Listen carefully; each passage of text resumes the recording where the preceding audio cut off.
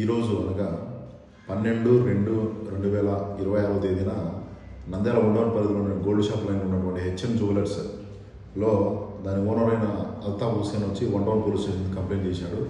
దానిలో విషయం ఏమంటే ఒక ఇద్దరు లేడీస్ వచ్చేసి గోల్డ్ షాప్కి వెండి పట్టీలు కొనడానికి అని చెప్పేసి వచ్చారు. వచ్చిన తర్వాత షాప్ ఓనర్తో మాటల్లో పెట్టి అతన్ని డైవర్ట్ చేసేసి 2 జతల వెండి పట్టీల్ని దొంగలించడం జరిగింది.